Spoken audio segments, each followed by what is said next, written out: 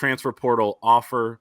Josh Wallace, a corner out of UMass, was offered late last week. And, no surprise there. Michigan has tried with a few corners this offseason.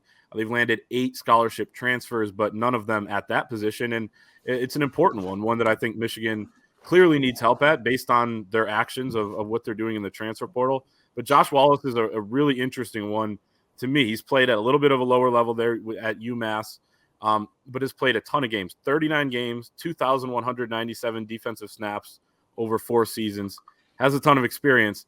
And then you talk about as well the ties that he has to Michigan, which are seemingly endless the more you dig and dig and dig on this guy. Don Brown's his head coach over at UMass. Steve Kasula, former Michigan analyst, is the offensive coordinator. Mike McCray, former Michigan captain and linebacker, is the outside linebackers coach. The wide receivers coach and recruiting coordinator at UMass is Ryan Partridge, cousin of Chris Partridge, Michigan's linebackers coach. He played with Olu Oluwatimi in high school. He played basketball with Hunter Dickinson in high school at DeMatha Catholic. So plenty of ties there.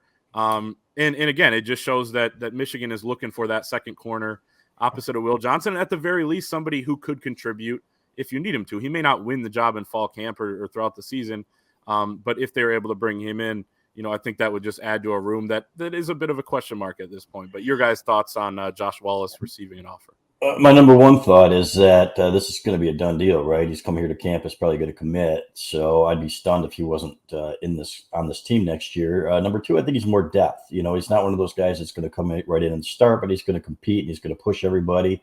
And it speaks to the fact that they think they need another guy there. So, ideally, Jaden McBurrows and Jair Hill and all those guys, you're thinking, and Morian Walker, you're like, wow, we are loaded, at the cornerback position.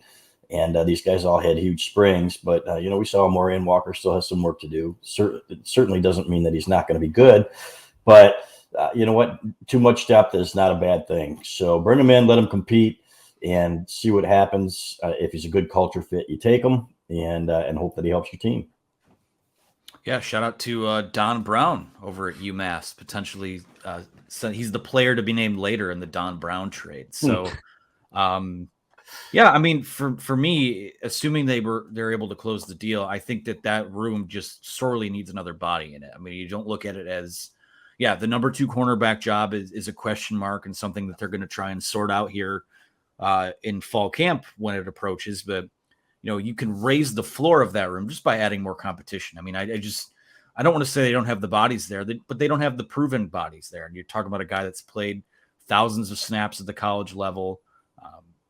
Again, we know that Will Johnson is coming off an off-season surgery, and I believe we'll talk to him some point in the next couple of days at one of these camps, but we'll see how his recovery is going. But you just need to kind of raise the floor of that room a little bit. It's not at all unlike when you bring in a Jack Tuttle or an Alan Bowman, a guy that has played a lot of snaps at the college level, and maybe he doesn't start for you, but he adds competition, and I think that's what that room needs right now because we've been talking about all offseason. Oh, well, they penciled in a Morian Walker as a starter right off the bat. Well, they need more competition than that because he didn't look like he was quite ready for that when we saw him in the spring game. So you add him to a room with a Morian Walker, you add him with Jaden McBurrows, add him with Miles Pollard and some of these other guys that they have, and you let them go from there. So yeah, the fact that I'm not surprised that the pursuit remains on a cornerback because to me, I think by far, when you look at all these position groups on their roster that we believe are championship caliber, I don't think that group is quite there yet. So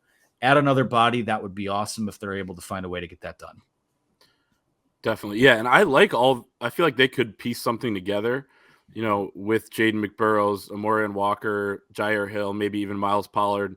But it does feel like each of those guys is almost a year away from being more of an impact type of player. And I think they could be solid there, but when you're a team that could be one piece away from winning a championship again and maybe winning a national championship, you're going to, go out and try to plug a hole. I mean, you did it at kicker. They've done it at countless positions this offseason. They even maybe did it to a more, higher extent than we even thought they needed to on the offensive line. You have tons of depth there.